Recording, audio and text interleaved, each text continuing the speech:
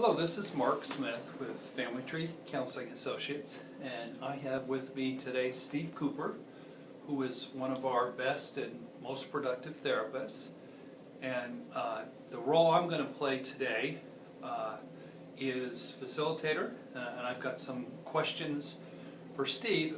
Mainly what we're going to do today is introduce him, and then as time goes by, every other week we're going to do a video where he picks a topic, or you guys could email us and ask him, and he'll just expound on the topic that either you pick or he picks as we go along. But I'll start with Steve. So what are your specialties or populations that you either really enjoy working with or that you're really good at? I've worked with so many different people over the years. I've been doing some sort of therapeutic work for, I don't know how long, 16 years, 15 years. And I worked with thousands of people during that time, anywhere from severe, persistent mental illness all the way to marriage problems, to personality disorders, substance abuse. I really enjoy working with teenagers and working with families that are working to change their relationships with their teenagers. I find that can be quite rewarding work, and I love the changes that happen in families as they learn to re-experience each other and learn to connect in ways they never thought they could. I love working with so many things. It's kind of hard to narrow it down, but I just kind of love working with people in general. I heard a rumor in the community that some people refer to you as the teenager whisperer. Yeah, that's kind of the reputation, I guess. That I heard that, and I kind of enjoyed to hearing that, the teen whisperer. Some truth to it. Okay, the second question is similar to the first one, but a little bit different, and that is maybe more from a theory perspective. What are you passionate about? Here we have Jerry Wise with us is really passionate about family systems and Bohemian theory, and I'm more you marry your issues. What are the things that really lights your fire when it comes to thinking and working in this field? Well, I think of things in terms of family systems, and I think of things in terms of you marry your issues, and I look at things with both of those in mind. I also look at things in terms of social neuroscience or cognitive neuroscientific development, the development of a person.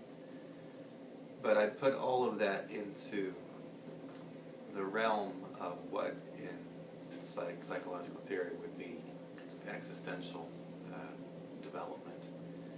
So it's a deep development of your sense of who you are as a human being on this planet, and what your life is about, what it means. And so in that, it's about helping you become more consciously aware of yourself, and then developing new ways of experiencing yourself outside of the traps of marrying your issues, or outside of just playing your role in the family system. So it's the starting place, and then helping you move to a place of knowing who you are apart from those things, and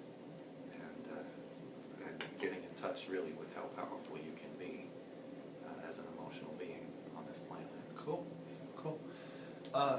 So, as you guys might be able to tell, Steve is sort of an intellectual. He's smarter than me, I assure you. I have other qualities, but he's a thinker. And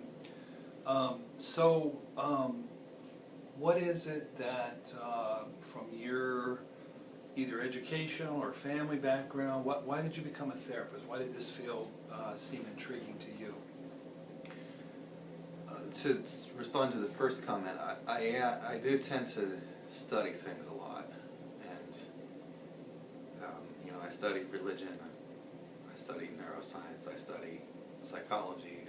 I tend to read a lot about a lot of things, but when it comes to relating to people in my office or in my personal life, that really isn't the main part of how I relate to people. it may be helpful in times in explaining certain things, but I relate to people not through that intellectual frame. So people don't have to be super smart to come see you. No, they just come as who you are, Yeah. and you know, it's not about that. It's about connecting. And so, why did I decide to become a therapist? What led me to it? I grew up with a strong desire to really be a missionary. In that context, I developed a strong sense of compassion for people. So I think the biggest thing that drove me or led me to this field is a sense of compassion. And on top of that is a strong curiosity. I'm curious about what makes us tick, what makes us work, why we do, think, feel the way we do, and what it's all about. So putting those two things together, just a sense of compassion and curiosity, along the way I've realized that the biggest reason that I became a therapist was so that I could work on my own experiences, my own self, and then, you know, clarify who I am to myself, and then use that to in my relationship with other people, in my office or in my family or elsewhere. Which is what therapists do, and what's different about us here is we recognize that's probably what drove us to the field, but then as we do our own work and step back from any kind of pull to rescue people, we can turn something that maybe part of it was unhealthy to begin with into something that's really healthy. Mm-hmm. So you actually did spend time in Africa as a missionary for some time, didn't you? Or well, when I left high school, I worked on the Navajo and Apache reservations in Arizona, and I worked there for a year. And during my time in college, I spent a semester going to Daystar University in Nairobi, and did some work with people who were involved with African Inland Mission. Had a lot of friends who were refugees from different war-torn parts of Africa, mostly Somalia. And yeah, that semester in Africa contains 10 years of memories. It was an amazing experience, as well as my time with the Navajo and Apache. It was also a year's worth of time that has, you know, more impact on me as a person than I could measure. Steve and I both attended Taylor University. You graduated though, right? Yeah, I didn't flunk out. I transferred to Purdue, but we both have that in common. You know, at Family Tree, the main emphasis of our training, frankly, isn't graduate school or what we learned in school. It's mainly what we learn in our own recovery work, and in terms of the Family Tree system that's been around for 27 years and has been really effective in the Indianapolis area to help people understand their issues in themselves. But, you know, people probably are interested in what your educational background is, and you shared a little bit about your experience, but share a little bit more. About my educational background, I graduated from Taylor. Yeah. And with my bachelor's degree. And while I went to Taylor, I worked at night for United Parcel Service. So it was, and then I changed. When I graduated from Taylor, I started working during the day at Grant-Blackford Mental Health in Marion, which is as a psychiatric social worker.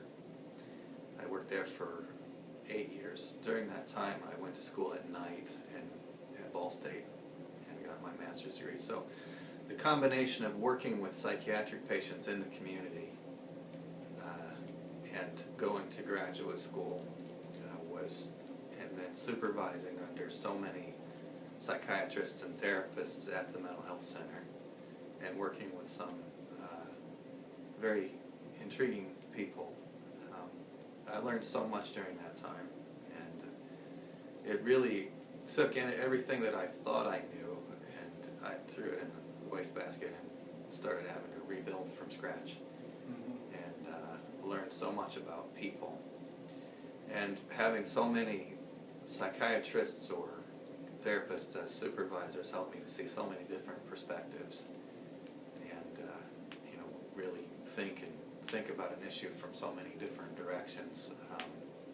I really enjoyed that. It was hard and mind-bogglingly hard at times, but overall I wouldn't trade those experiences. They were beautiful to me. So. Sounds good. You know, Family Tree, has a brand of therapy, and we do genograms or family trees. We give people feedback. We're big believers in group therapy, but one of the cool things about our practice is we have 10 therapists, and everybody has their own uniqueness within the Family Tree system. And I think the audience can tell, Steve is calm, he tends to be reflective, thoughtful. He has a way of diffusing reactivity with couples, and sort of almost bringing peace into the room. It's just that sort of I don't know if it's a gift or a technique or just stuff you've learned from the population. Well, in all honesty, it's stuff I learned from having my own emotional issues that I didn't quite have mastered that caused problems in my life. That's, again, a good answer. In all honesty, that's a real good it's answer. looking back and recognizing my own unhealthiness and then working my way through it. And then as I work through it, my clarity as to what's going on with other people has improved dramatically. So That makes sense. it's more just confronting myself, my own emotional problems, and working on them as hard as I can, and then making progress. So Right. it's Right. it's something that I who I was even 5 years ago is not who I am now, and that's the kind of work that from experience that I can bring to other people. I can show you the way because I've been through it. Right. I don't want to sound negative about sort of the climate out there with a lot of, especially marriage counselors. But if you guys have been to several marriage counselors that haven't been terribly helpful, a lot of times one of the problems is that they haven't done enough of their own work. You can't take somebody somewhere where you haven't gone yourself. And Steve has done a great deal of work on himself, and he does have a lot to offer from his own experiences and wisdom that are very deep and very genuine. So Steve really hasn't, he's such a good therapist that he hasn't had to do much in the way of marketing to keep a pretty busy practice, but like I said, we are going to be doing these videos, and so I think he's in demand, but he's going to be more in demand. So people out there who would like to talk with you over the phone to maybe get more of a sense of you, or email you, and maybe book an appointment, how can they reach you? You can call my phone directly, and the number is 317-370-1657, and that to me is preferable. And if you would like to email me, it's stevecooper29@gmail.com, and those are the two main ways to get a hold of me. I would prefer phone call. You're a phone call guy, aren't you? Yeah, it's right there with me all the time. Yeah. So.